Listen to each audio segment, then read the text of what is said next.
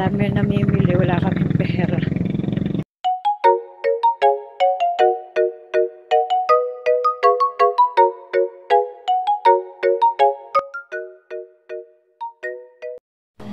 Guys, kape tayo. Gihintay ako ng para maayos yung gripot. Dami kong huhugasan. Tinanghali ako ng gising, 8:30. Gawa nung pagod ko siguro kahapon, naglinis kami napunta kaming Binyan.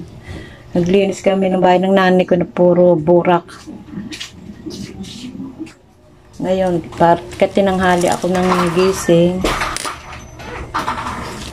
Tapos, bahala ka. Tapos, habang naghihintay ako ayusin yung gripo sa CR, kasi pag binuksan ko yung gripo sa lababo, automatic pupunta sa CR yun. Lakas ng impact ng tubig sa CR. Buti yung CR, lakas ng tubig dito sa loob, hindi ay sa lababo. Habang naghihintay ako, kape muna tayo, tsaka pandesal. Pandesal, wala akong palaman. Ubus na yung palaman namin. Harap ng pandesal, 5 piso. Kaso parang lumiliit eh. Pero malambot siya. Kahit sa hapon, pwede mo siyang meriendahin. Kasi, hindi siya tumitigas basta, kaya mahal eh. Tapos, sausaw natin sa kape. Kaya mga tradisyon ng mga Pilipino. Takot na ang guron ko. Nilagyan kong tape para hindi siya mabasa ng tubig baha. Kasi baka leptospirosis. Kasi punta namin baha. Kasi siya, siguro nakulob na nagnanana siya. Sakit. Nagnanana.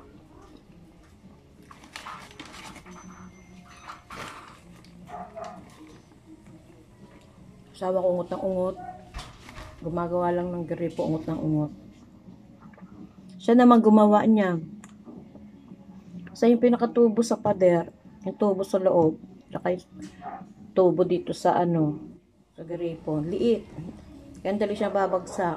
Siguro, minsan nadadali ng mga anak ko, natiinan. Na, pag nagbubukas ng gripo, siguro, titiinan ng kamay. Balik na naman.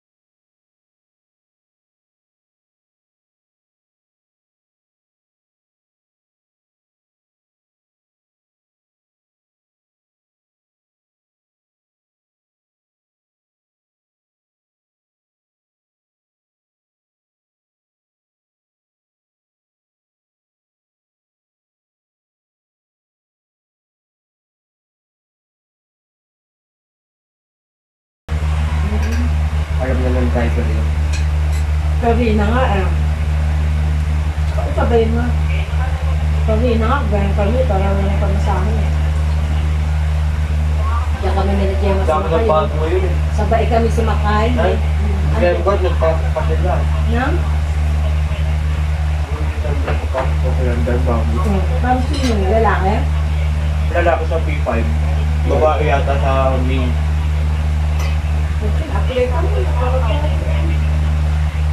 Kung lalaki naman halos pinapasok sa P5 gawa ng mga makin.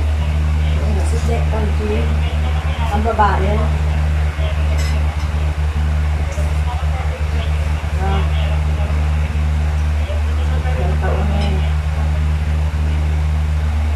Ayos natin yung bahay. Kung yung dalawa na to. Pinasa inyo to.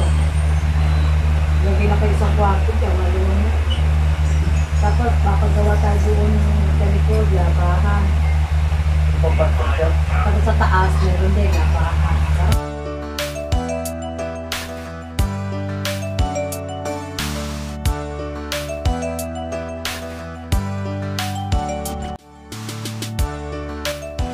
guys. Kaya, inayos ko na. Tama na yung ayos na yan. Binagsak ng aso na. Tumalon yung aso eh. Parang ako, araw-araw, wala na akong pahinga. Parang ang dami kong imisin. Puro imisin. Pagkatapos ko doon sa loob, hindi pa nga ako masyado nakakapaglinis sa loob. Ito na naman, dito sa kabilang lote, maglilinis tayo. Hindi ko kasi natapos kahapon din. Ako para maglilinis ng mga baso-basura. Ayan guys, yan yung mga basura mo. Nalagay ko yan sa sako. Guys, ito yung aming ulam. Ay, mainit. Kalahating kilong baboy. Tama na yan, maghapon. Pupunta na kami sa DFA. 1:30 na. Bibiyahe pa hanggang alas 2. Kaya pa. Hanggang alas 4 kasi ang schedule. Ngayon, ang dadaling ko is yung binigay nilang resibo tsaka ID. Susuklay lang ako. Papunta na kami. Kaso makulimlim. Sana wag umulan.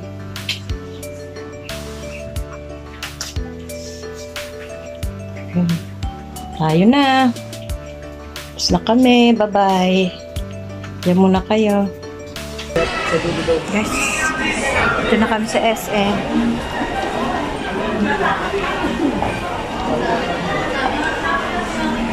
Ito kami ng DFA. Ang dami ng damit, guys. Sarap lang mamili. Sarap mamili. Sarap na mag-shopping.